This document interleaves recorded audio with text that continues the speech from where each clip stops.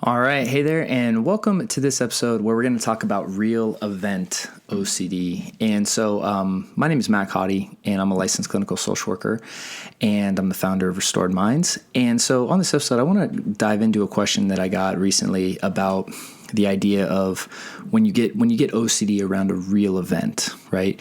And separating the idea of like the real event itself between, when it becomes a problem about ruminating about it, analyzing it, and really obsessing about it, right? And this can happen over anything, right? It can happen over a breakup. It can happen over, losing a job, right? Sometimes, usually it's around some kind of major transition, right? Which is why we get stuck on it. And what happens is that it's a real event. So people they argue that it's a harder form of OCD or more confusing because it really happened, right? So a lot of, I think there's a misconception out there that OCD can only exist around fake things, right? Or, like the idea that it can only exist future-based, right? Because it's an anxiety problem. Anxiety is always about the future. And that's not necessarily the case, right? Because, we can get locked onto anything, right? And I've seen people have all sorts of different types of obsessions, both past and future. And so it really is about identifying a situation or a fear versus getting obsessed about that, right? And separating those two things. So when we talk about real event OCD, what we're really talking about is usually a past event, right? Because by the past, it already happened. Now, the idea of a real event, first and foremost, I want to start kind of by challenging that idea, right? Because there are the things that happened in our life, right? And they're the past. That's what makes us up to who we are today, right? Is the things that we went through. Now, the idea of like a real event obsession, right? The problem with that is that it assumes that you remember everything exactly how it was. And very rarely as humans are we able to actually remember everything. And also, we only have our own perception of the event, right? So what can happen is because it was a real event, let's say you lost a job or didn't get a job or, even a relationship ended. Let's just use that as an example. Well, yes, the relationship did end, right? And if you got dumped or broken up with, right, like that relationship did end, and you'll remember that, right? Most of us remember our significant relationships that end, right? And they can end a variety of ways, right? And the reality is it did end, okay? But your perception about the relationship itself, how it ended, why it ended, it may be distorted from what actually happened, especially in the perception of your old partner, right? So when we talk about a real event, like obsessing about a real event, and then if you spend the next, let's say 6 months just ruminating about that relationship and how great it was and how you're never going to find anyone else like them, and and your mind just goes down all these crazy places. Well, we need to be able to separate the idea from, grieving a breakup and grieving a transition to, in an unhealthy way, obsessing and ultimately ruminating about an experience that we had, right? Because so that's the first thing, is that when we talk about real event is perception based, right? And it doesn't necessarily mean that we remember the event as it actually happened. We're going to remember our perception, and even then we're going to remember a distorted version of it.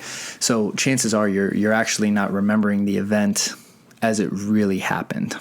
Secondly, one can make the argument that, look, because it's in the past, it's not real anymore. Like, it doesn't exist anymore, right? The only thing that exists is the present moment, right?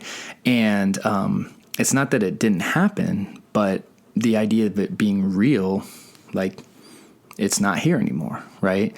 And so, and that goes more into that kind of like existential kind of levels, that I was talking about in the last episode. But really, people latch on to these things, and they give themselves the excuse or validation of obsessing about it because it's real, and they validate staying in these loops because it's real. And so the first 2 points that I want to make is like, well, real's based on perception, right? And your reality is not necessarily my reality or other people's reality. Second is if it's not happening anymore, I mean, one could make the argument that it's not real anymore because, it's not here, right? And anxiety by its very nature always lives in the past and future. So what will happen is we'll take a past event and then, just kind of like fester on it and then talk about how that's going to impact your future. But the whole time you're missing is right now. And that really is the problem of most anxiety struggles, right? Most stress-related struggles is that we are missing out on right now, worrying about something that's not happening, be it in the past or in the future. So when we talk about real event OCD, I'm not minimizing the event that the person is struggling with, right? Of course, like in many ways, I usually validate it, right? I mean, usually it's a pretty significant event that they're stuck on. Not always, but I mean, in many cases, right? In a big transition. And so it's not that we don't validate it or, recognize that it happened, but if we're 6 months removed from that event and we're still festering about it, that's just impacting us now on a day-to-day basis. And it's not even really the event anymore that's the catalyst. It's just our mind is obsessing and ruminating and caught in this loop. Therefore, we need to get out of that loop, right? Because then we need to move back into right now and begin living, right? Because the more and more we allow fear and anxiety to take up our time, that really is, how we determine how big the problem is for a person. It really has nothing to do with how much anxiety the person's experiencing or the kind of thoughts they're having as much as, how much is this impacting you? Like, how much is this destroying your quality of life, right? And that really is the measuring tools that we use when we're diagnosing something, right? We talk about the kind of time that's being invested in this.